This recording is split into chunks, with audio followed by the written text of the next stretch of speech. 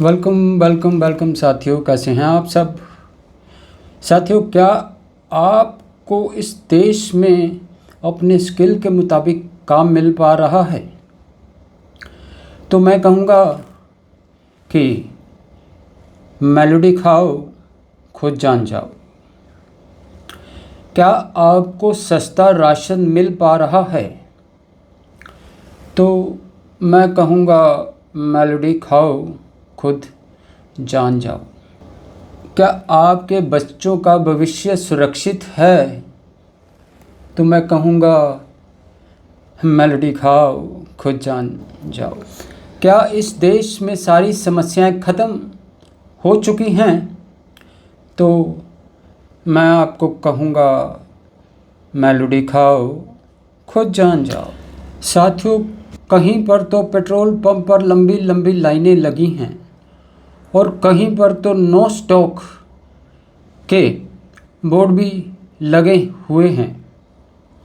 Petrol gas के दाम भी बढ़ा ही दिए गए हैं। देश में अफरा तफरी की स्थिति है। सब साथियों, इसका कारण कौन है? आप कमेंट में लिख सकते हैं। आज इस देश को मजाक बना दिया गया है। देश के नेता खुद को ही एक मजाक की वस्तु बना रहे हैं और टीआरपी में ही उन्हें अपना भविष्य नज़र आ रहा है और रील में ही उन्हें अपनी तरक्की नज़र आ रही है। इस देश की किस्मत में ऐसे भी नेता आएंगे तो इससे बड़ा दुर्भाग्य इस देश का क्या होगा, आप समझ सकते हैं। साथियों, जनता का चूतिया बनाया जा रहा है। नेता अपने स्तर पर बना रहा है और जो पत्तलकार हैं वो अपने स्तर पर बना रहे हैं। सो इस तरह से सब लोग मिलकर आम आदमी को बना रहे हैं। क्या ऐसी सरकार जिसे देश की समस्याओं से कोई मतलब नहीं, तो क्या जनता को इस तरह की सरकार को उखाड़कर फेंक नहीं देना चाहिए? आपकी क्या राय है, कमेंट में लिख सकते हैं। और ये आम जनता पर है कि वो इस बात पर कितना जल्दी एक्शन लेती है। साथियों, किसान भी दुखी है, नौजवान भी दुखी है, जवान भी दुखी है, सब दुखी हैं और ये आप सब जानते हैं। साथियों, समाज में जो ज़्यादातर लोग होते हैं वो उनके पास जो ताकत होती है वो उनके मॉरल वैल्यूज़ की ताकत होती है।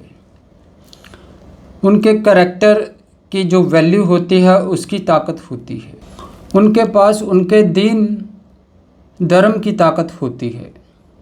उनके पास उनकी शराफत और मानवता की ताकत होती है। लेकिन इसी समाज के जो दूसरी तरफ कुछ लोग खड़े होते हैं वो बेईमानी को अपनी ताकत समझते हैं। उन्हें ना दीन से लेना होता है, ना धर्म से कोई मतलब होता है, ना उनके पास कोई मॉरल वैल्यू होती है, ना कोई करैक्टर की वैल्यू होती है। उनके पास कोई भी वैल्यू नहीं होती। हाँ, लेकिन वो जो धर्म का जो चोला ओढ़ते हैं वो सिर्फ जनता को मूर्ख बनाने के लिए ओढ़ते हैं। इस तरह के लोगों का भगवान पैसा होता है। और अब जो टकराव हो रहा है वो टकराव अब जो सच की ताकत है और दूसरी तरफ बेईमानी की जो ताकत है उसमें अब टकराव होना लाजमी नज़र आ रहा है। अब टकराव होना ही होना है। और साथियों, ये टकराव जो है कुछ हद तक हो भी रहा है। झूठ अपनी ताकत बुलडोज़र के रूप में दिखाने की कोशिश कर रहा है। जानबूझकर लोगों के घर काम धंधे तबाह कर रहा है। जानबूझकर मंदिर तोड़े जा रहे हैं। जानबूझकर मस्जिदें पे बुलडोज़र चलाया जा रहा है। ये सब निशानियां हैवानियत की निशानियां हैं और इसके बहुत सारे उदाहरण आपने पिछले कुछ चंद सालों में देख ही लिए हैं। अभी तक जो ये टकराव हो रहा था ये इनडायरेक्ट तरीके से हो रहा था, लेकिन मुझे लगता है कि अब बहुत जल्दी ये टकराव सीधे टकराव के रूप में होने वाला है। लेकिन बहुत जल्दी ये टकराव सीधा होगा क्योंकि हैवान जनता की शराफत का फ़ायदा उठा रहा है। पर अगर जनता को खुद को बचाना है तो टकराव हुए बिना बच पाना असंभव नहीं है।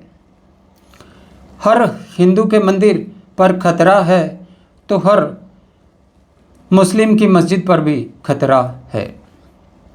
अब धर्म को बचाने के लिए दोनों को एक साथ आना होगा और ये भविष्य में ही तय होगा कि वो साथ में आ पाते हैं या नहीं आ पाते हैं। नमस्कार।